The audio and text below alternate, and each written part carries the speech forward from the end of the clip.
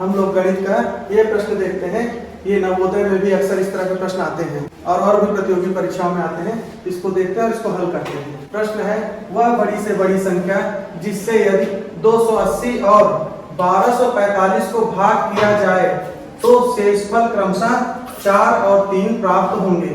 तो है ऑप्शन है, ए में है 138, बी में 148, सी में 145 और डी 178। तो हमें इसे हल करके इसमें से सही उत्तर को पता करना है। यहाँ पर लिखा है, जैसे ही आप देख लो, वह बड़ी से बड़ी संख्या, बड़ी से बड़ी संख्या, जैसे ही बड़ी से बड़ी संख्या की बात आती है तो यहाँ पर हमको लगाना पड़ता है महत्तम समापवर्तक या HCF जिसको बोलते हैं। तो सबसे पहले हमको ये करना होगा, यहाँ पर लिखा हुआ है कि हम बड़ी से बड़ी संख्या ज्ञात करेंगे, महत्तम लगाएंगे, लेकिन शेषफल हमारा 4 और 3 प्राप्त होगा। तो उसके लिए हम क्या करेंगे, जो दोनों संख्याएं हैं उससे क्रमशः जो शेषफल है को घटा देंगे। तो पहली संख्या हमारी क्या है, 280। 280 के लिए शेषफल कितना बोला गया है, 4। 280 से 4 घटाएंगे कितना आ जाएगा, 276। दूसरी संख्या है 1245। दूसरा शेष क्या है क्रमशः में 3। 1245 में 3 घटाएंगे कितना आ जाएगा, 1242 आ जाएगा। अब हमको इनका दोनों का महत्तम समापवर्तक यानी HCF निकालना है। तो हम लिखेंगे 276 बराबर 1242 बराबर, आपको प्रैक्टिस हो जाएगा, बहुत स्पीड इसको सॉल्व करोगे। तो हम 276 और 1242 का अलग अलग गुणनखंड निकाल लेते हैं। तो यहाँ पर हम लिखेंगे 276 गुणनखंड निकालते हैं। 276 में सबसे पहले 2 से भाग देंगे। 276 में 2 से भाग देंगे तो 138 आएगा।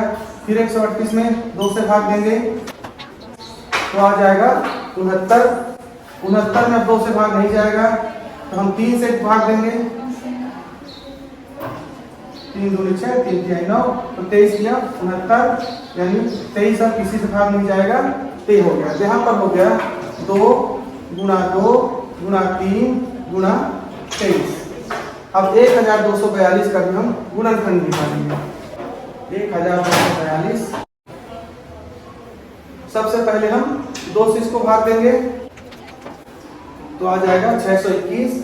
621 विषम संख्या है, 1 है अंत में, इसलिए 2 से नहीं जाएगा, तो इसमें हम भाग देंगे 3 से। 3 दूनी 6 भाग नहीं जाएगा।